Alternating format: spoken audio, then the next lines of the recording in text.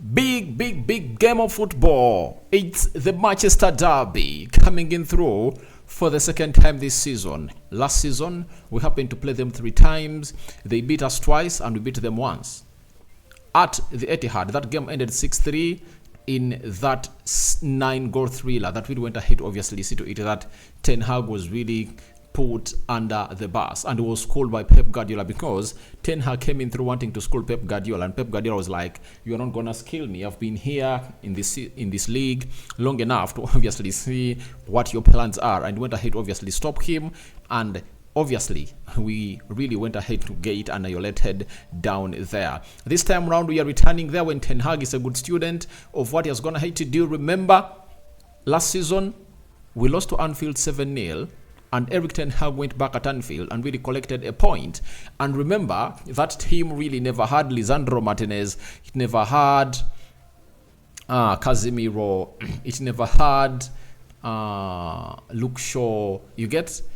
We really missed out on very many players onto that day. But we went ahead and really forged out a goalless draw. And is Eric Ten Hag going to obviously put up the same starting 11 like he put up when you're playing against Liverpool with Casemiro in the midfield? Because the midfield of Man United, who was really having issues, but Amrabat and Kobe Mainoo came in through and we represented to the fullest for the club of Man United. Welcome to the United Matters channel. How are you guys and where are you watching us from? This game of football is going to be taking place on Sunday at Etihad Stadium. 53,400 people are going to be really seated to obviously evidence this game of football of Man United playing against Manchester City. A game full of tension, a game full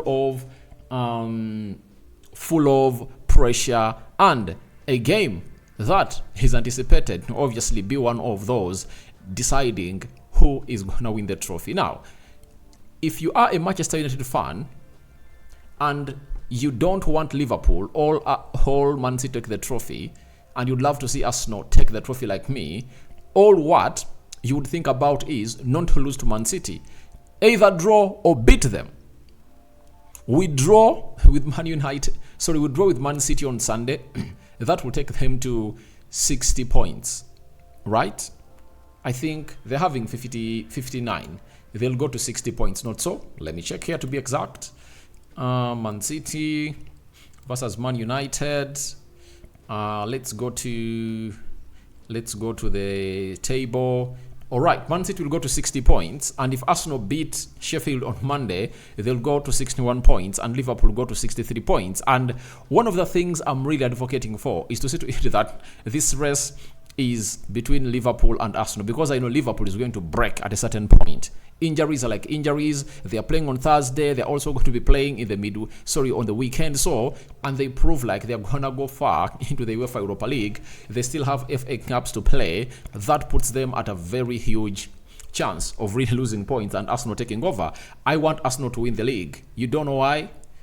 Liverpool wins the league.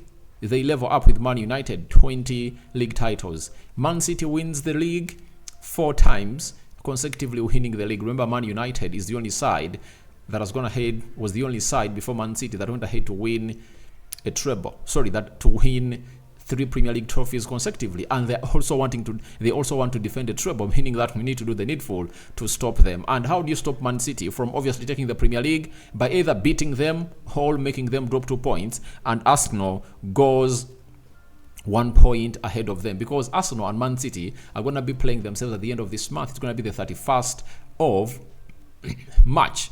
That's when they are going to be playing one another. And Liverpool and Man City are soon playing one another. And Man City is really having a very huge pack of fixtures. And I think if we obviously come in through and really make them draw, then or lose, then a lot will be in question. Remember, they are playing against Man United on Sunday. Then afterwards, they are going to be playing away at Liverpool. Then after Liverpool, they are going to be playing Brighton. This has been postponed because I don't know why it's been postponed. Yeah. Then it has been postponed because there is an international break, right? Then they have to play Arsenal on the 31st. Then after that, they have to play Aston Villa. So in their next queue of games, they're having Man City, So they're having Aston Villa, they're having Arsenal, they're having Brighton, they're having Liverpool, and they're having Man United. 1, 2, 3, 4, 5. So amongst all those five fixtures, as we're talking about them here, I don't see them winning all of those fixtures. I know they have to drop like 5 points in there for you. So if we are to obviously not blame ourselves for Man City going ahead to really defend the treble or really win the Premier League again, we should beat them. We should beat them and annihilate them out of this. Remember, we come into this as a team that's gone ahead not to be beaten away from home this season, and we've gone ahead to win by the tough homes away from game. Wolverhampton Wanderers beat Man City at their stadium, went ahead and we beat them. Aston Villa beat Man City, went ahead and beat them away from home. Luton Town has been really a very hard side to beat, though Man City went ahead to beat them in the midweek, and they found themselves really annihilating them. 6-1 was the result, and Man United went ahead to beat Nottingham by 1-0. And that shows you that Man United is really having a very huge form away from home other than at home, and that really drives us to a better position into playing to this game of football. But we almost played our first 11 in the game on Wednesday against the side of Nottingham Forest, and we left it late. And good enough is that we never allowed this game of football to go to extra time. That is it. Man City rested some players, the Diaz's, Ederson, Phil Foden, Rodri was rested, and very many others. They are rested, and they are ready for this game of football. And for Man United, I think we've gone ahead to be resting enough. That cannot be really a reason of us saying that we are going to really have low intensity into this fixture. So Man United is really facing the side of Man City, and we are at 44 points. If we win, we go to 47. And by the way, if Aston Villa wins and we lose, it's going to go 11 points ahead of Man United. That is really very bad for the club of Man United. However much, you also know that they will face the side of Man City and lose, but you don't guarantee that they can go to Etihad and really get a point. Now let's go to the players of Man United that are really awake, that we don't expect to be part of this beautiful game of football. Mason Mount, Lisandro Martinez. Mason Mount is having a calf injury. Lisandro Martinez is having an injury. Luke Shaw is having a muscle injury. Aaron Wan-Bissaka, his injury is really unspecified. And Harry Maguire, his injury is unspecified. Rasmus Højlund, he has a muscle injury, that is it. Tyrell Malacia, an injury, and Anton Martial is having an injury. Those are the players that you don't expect to take part into this fixture. For Bruno Fernandes, the manager came out after the game of Nottingham Forest and confirmed to us that the guy is really having problems with an injury, and he really said, I'm not going to come out and specify the right position where this guy is really having an injury from or at, but all I want to let you know is simple. The guy is injured. That's what the manager really told us. Rafael Varane is also really one of those players that never expected to play in the game of Nottingham Forest, but he managed to travel to the side of the Midlands and went ahead to play full 90 minutes, and we won by 1-0. So the other players are really available. Bruno Fernandes and Rafael Varane need a late fitness test, obviously coming through and get the job going. For Man City, Jack Grealish is out. Josko Vadio is also out. I think those are the sounding injuries for the side of Man City, but the rest of the players are really available. And Ederson, Ruben Diaz, Rodri, and Phil Foden, all those were really rested, and they're gonna come in through to obviously take on the side of Manchester United. Now, for the club of Man United, let's get into the predicted starting 11 as we take on the side of Manchester City. The system is gonna be a 4-2-3-1. I know Ten Hag is not going to change it.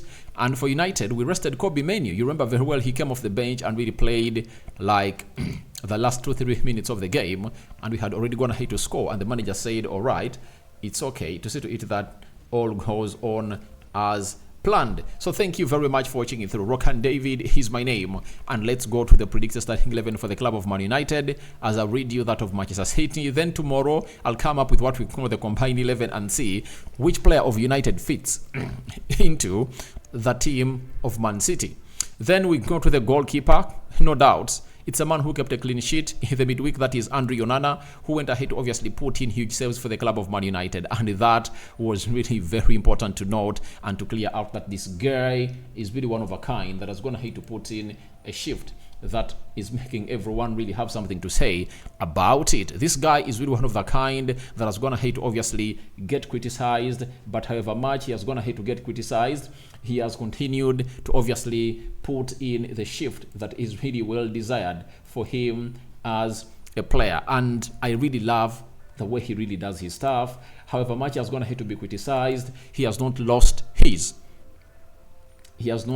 grip as a player. He has kept going, and nothing has gone ahead to really stop him from obviously doing exactly what he's supposed to be doing. He's one of the goalkeepers that has gone ahead to keep the most number of clean sheets in the Premier League, and that really puts him high up others that people are really hailing who have been in the Premier League for a very long time. And this guy has gone ahead to coming through with a very huge shift in his career. Then after that, we go to the right back. The right back, obviously, it's going to be Diego Dallo. No doubt. It's going to be Diego Dallo. That is it. No one doubts his effort, and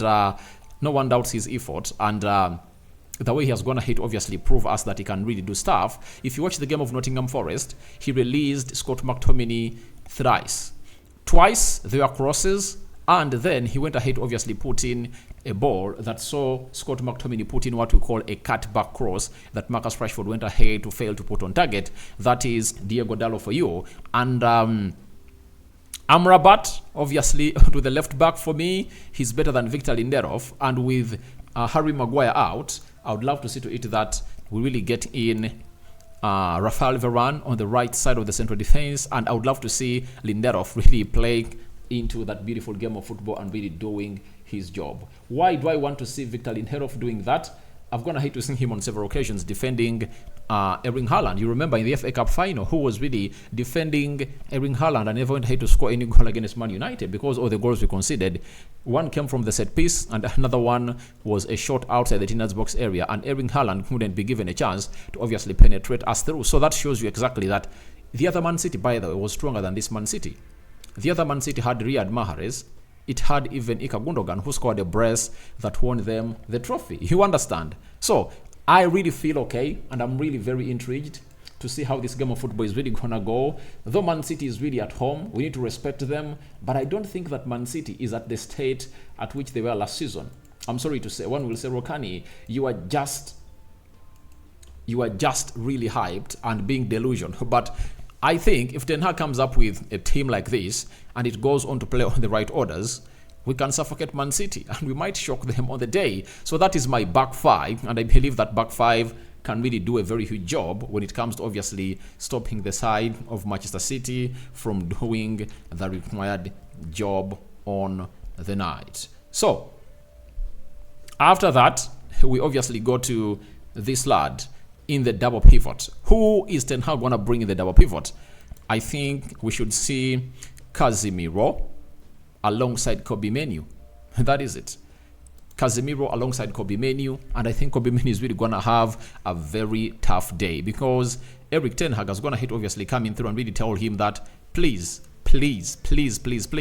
I rested you for 90 minutes. You played like 2-3 minutes, meaning that you're going to be pivotal into the game of Man City that we're going to be playing over the weekend. And that double pivot is very important. Why? Casemiro's experience is really huge, and no one doubts what Casemiro is capable of doing.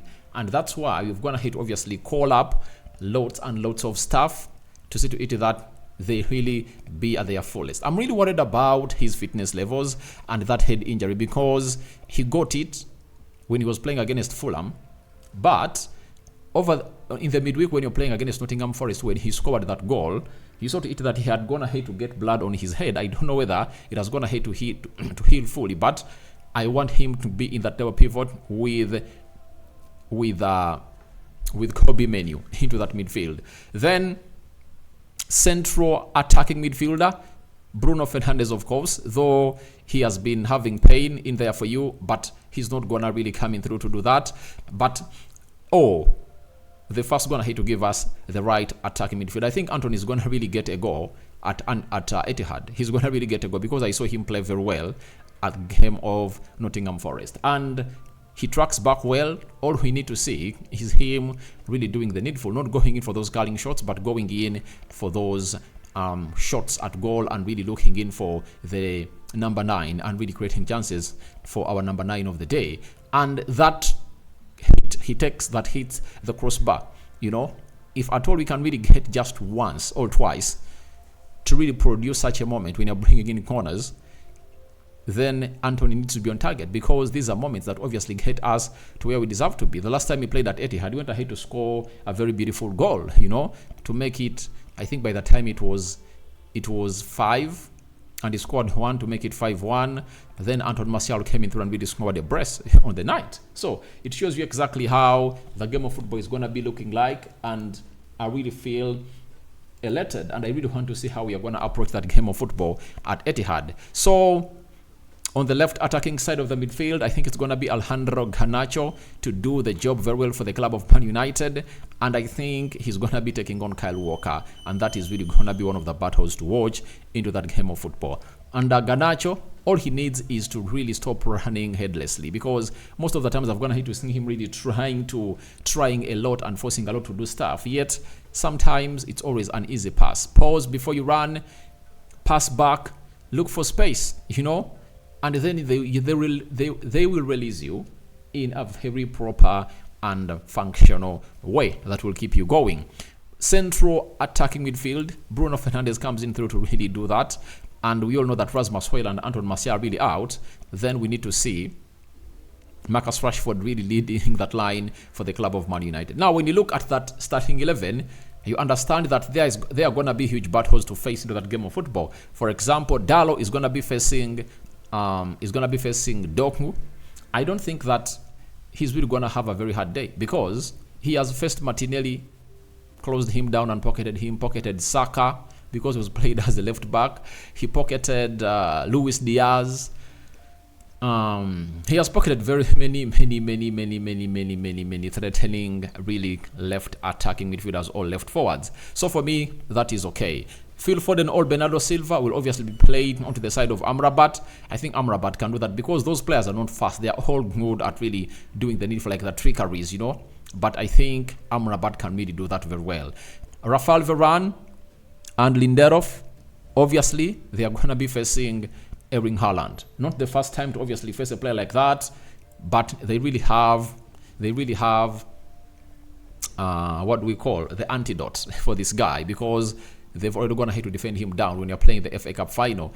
Kobe Mainoo and Casemiro. They are going to be Kobe Mainoo, Casemiro, and Bruno Fernandes. They're going to be facing one of the best midfielders in the world. That is Rodri. And it's going to be Rodri, Kovacic,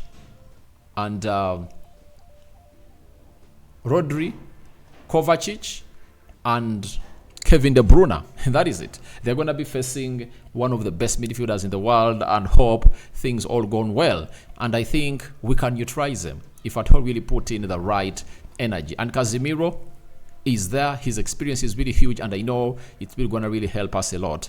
And Anthony is going to be facing Nathan Ake. I think Anthony should really not try to beat them by pace or by trickery. Get that ball. That one pass is really okay, you know. Pass it, and maybe you run into space and they release you and you've gone ahead to beat this guy. That's what it's supposed to do, and do simple stuff. Because in games like this, all you need is to do simple things right, you know. Do the basics right, run around, put your body into the line. We will come out with the result. Garnacho is going to be facing Kyle Walker. I know Garnacho can beat Kyle Walker, but all he needs is not really run aimlessly like he did in the game of Nottingham Forest. He was really off. And he had a very bad game. So that's what he needs to do. For Marcus Rashford, all he needs to do is that he needs to be clinical, because I know he'll get 1 or 2 chances like he got against Nottingham Forest, but he needs to kill those chances off. That's what he needs to do, because you cannot trust him with the hold-up play or what, but all I can guarantee you is that he will get a chance. And in a game like that of Man City, you don't expect Man United to get very many chances. All what you expect is to get 1 or 2 chances to see to it that we obviously get going. So that is the side of Man United, and I think we can really put up that lineup and it can really get us results that we all need. Before I tell you my prediction, you know how we do it. Let's go into this. Let's go into this and really see what we've been told by the side of Google when it comes to the head-to-head of Man United versus Man City. We've been told that Man City have won 4 of their last 5 Premier League meetings with Man United, as many as their previous before. So out of our last 5 visits to Etihad, we've gone ahead to really lose 4 of those to the side of Man City, and their previous 13 before, 6 losses and 3 draws. So for me, if we get a draw, I'll be really excited. Then secondly, Man United have lost their visit to Etihad in the last 2 Premier League seasons, shipping 10 goals in the process. 4-1 in 2021, 2022, then 6-3 in 2022, 2023. That was when Ten Hag was there. The Red Devils last had a longer run of successful outweighing defeats to rivals Man City from August 1952 to September 1955. So you see to it that something might happen on all over the weekend. Thirdly, no fixture in the Premier League history has ever seen more away wins than Man City versus Man United. 22, level with Aston Villa versus Liverpool. Indeed, of the 54 fixtures to be played, 40 plus times in the competition, the Manchester Derby sees the highest proportion of away wins. So, United has gone ahead to win many games, but in the recent past, it has not been the case. We've gone ahead to lose very many games there, and we are trying to obviously see to it that we really we get ourselves back to the levels, but it's going to be really a hard game. Fourthly, Man City have scored in each of their last 54 games in all competitions. A goal here would equal their club record of scoring in 55 consecutive home games between January 2022 and January 2014. Then Man City have kept 3 clean sheets in their last 4 Premier League matches, as many as they had in their previous 20. They are looking to record 3 consecutive shoutouts for the first time since December 2021, but they haven't kept a clean sheet in both league meetings with Manchester United in a campaign since 1973 to 1974. Now, all we have to do is simple. Let's get ourselves going and let's do the needful. What's the needful? Let's follow the tactics of the manager. If these players come out and really follow the tactics of Erik ten Hag, I guarantee you we can really get a result at Etihad. My prediction: 70%, 50% a win for Man City. 20% a win for Man United, and 30% a draw. Meaning that Man City are the favorites. I cannot come out and tell you that we are going to really win, but I think the best we can force is a draw. And if they beat us, I won't be surprised, but I think we can put up a shocker if at all these players really rise up to the occasion. The problem of Man United is you don't know which team is going to show up and in what spirits are they going to really show up. But I think they know what this derby means. And I want to see Marcus Rashford coming out and really putting everything that went ahead and really said about how he loves Man United, the DNA of Man United is better by putting it into what we call action. And that's what I'm really calling in for. So my prediction: I see Man City beating us, by the way. But the best result I see us getting is a draw. But Man City are favorites, and I'm not going to give there a specific result. But we wait and see how that happens. But Man City are favorites, and the best result I see we can get from Etihad is a draw. May the living to God bless you abundantly. Rokan David remains my name. Don't forget to subscribe to this channel so as not to miss out on stories that we do upload in here on a daily. Aside that for now, say your letters, and I cover you all in the precious blood of Jesus Christ. The Muslims, Barakallahu Fikum. We out.